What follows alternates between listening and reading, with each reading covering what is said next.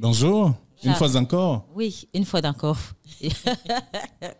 C'est un plaisir d'être là. En fait, on parle aujourd'hui des vertus du curcuma.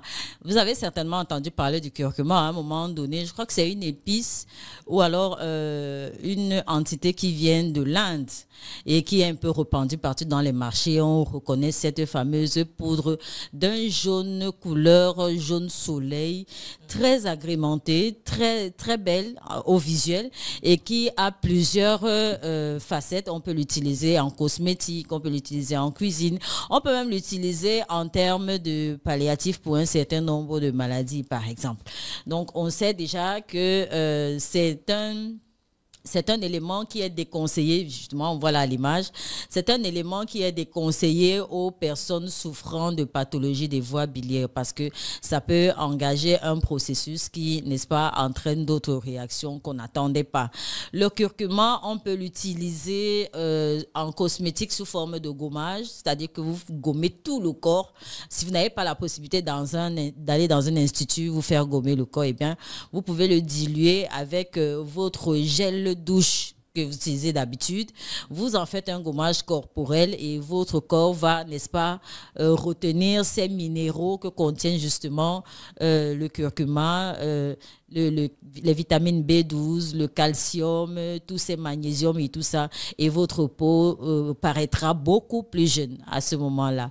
Maintenant, il peut aussi permettre de soulager certains maux comme l'arthrite et même lutter contre les maladies cardiovasculaires, un peu comme les dattes, un peu comme le gingembre. Il suffit de faire un mélange de miel, de curcuma et de gingembre dans un petit bol parce que le process il est assez strict. Lorsqu'on fait donc ce mélange-là, le transférer dans un bocal hermétiquement fermé ou à défaut le mettre, je ne sais pas moi, dans un seau ou dans un récipient, mais fermer hermétiquement et attendre 3 jours afin que les saveurs s'infusent avant l'utilisation. Alors cette mixture-là, vous pouvez l'ajouter à du thé chaud, Flavien. Tu es féru de thé, donc tu peux l'ajouter dans ton thé. Ça va te procurer un bienfait un bienfait qui sort de l'ordinaire parce que d'habitude le thé, on le prend juste soit avec du sucre, soit avec du miel. Mais avec cette mixture qui contient le miel, le curcuma et le gingembre, ça a un autre goût, ça a un vieux goût comme qui dirait. On peut également en rajouter sur des fruits frais, par exemple des groseilles ou alors des petites mandarines. Ça a un autre goût aussi parce que la saveur sucrée qui se mélange aux autres saveurs, c'est super. Et n'oubliez pas d'en rajouter également dans vos pâtisseries pour les gâteaux où vous allez servir aux enfants. Ça produit un bien fou et ça contribue unilatéralement à améliorer la qualité de la santé de notre organisme. Voilà, de manière à ce qu'on se sente bien. Alors, donc il faut consommer du curcuma. Du curcuma. Curcuma. Alors, je prononçais. Ça nous vient d'Inde, donc forcément, ça ne peut que résonner comme ça. Alors, est-ce que nous avons cette plante au Cameroun?